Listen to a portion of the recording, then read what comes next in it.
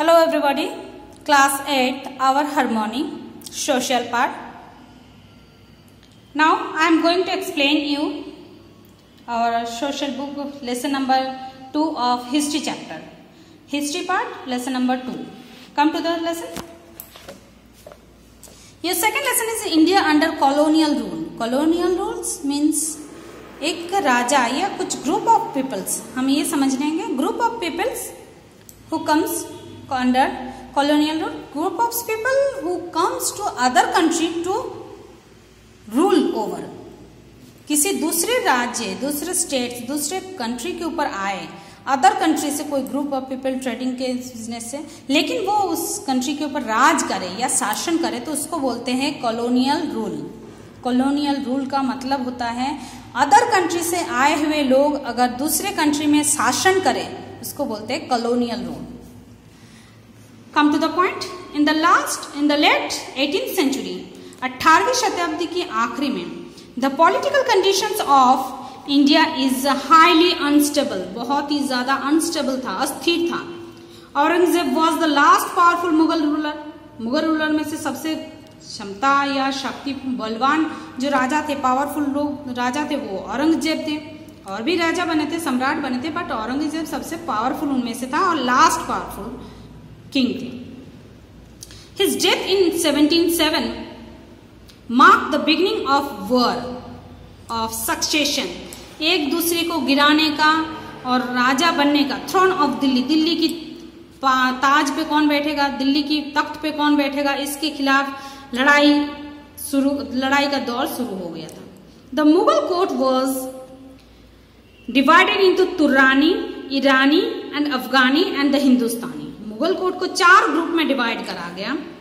First part Turani, Irani, Afghani and Hindustani.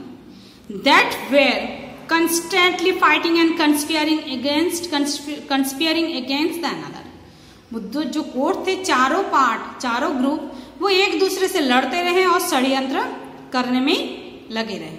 With in 50 years of Aurangzeb death, Aurangzeb के death के 50 साल के अंदर 9 Mughal emperors followed one another quick succession. एक के बाद एक बहुत जल्दी राजा एक दूसरे के बाद आते गए. 50 साल के अंदर 9 सम्राट का आगमन हो गया था. Come to the lessons. The English East India Company EEIC. The English East India Company was started by a small group of merchants for purpose of merchandise who received permission from Queen Elizabeth I in 1600 to carry on trade with the East. Queen Elizabeth I से उनके 1600 शताब्दी में उनको permission दिया गया कि आप east में जाकर ट्रेड कर सकते हो. East India, English East India Company को. The English persuaded the Mughal emperor Aurangzeb to issue a फरमान. औरंगजेब को कहा गया कि आप फरमान जारी करें, granting the company to trade duty free in Bengal. Aurangzeb ने एक फरमान जारी करा कि ये जो ट्रेडिंग कंपनीज आ रहे थे इनको बंगाल में फ्रीली ट्रेड करने की अनुमति दी गई. इन 1612, 1612वीं शताब्दी में, company established at its first factory to in India at Surat. Surat में इन्होंने पहली फैक्ट्री एस्टेब्लिश किया. Similar other factories were established at Madras जो चेन्नई है, बॉम्बे जो मुंबई कहलाती है. नेक्स्ट इंडिया कंपनी है Dutch East India Company DEIC.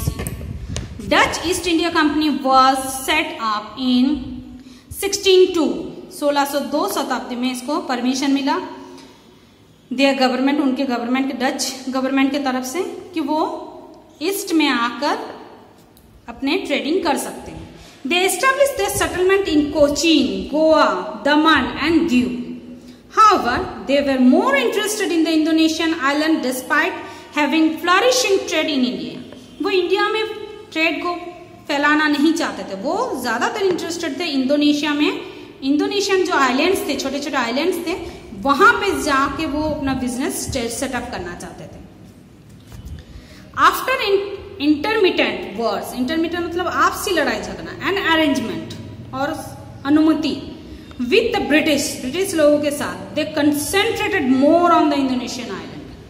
क्योंकि जैसे एक कंपनी आ गई, दूसरे कंपनी भी आ गए, तो आपस से लड़ाई झगड़ा शुरू हो गया था. तो तो उन्होंने एक सेटलमेंट कर लिया, अरेंजमेंट बना लिया था अपने अंदर, आपसी अरेंजमेंट कर लिया था।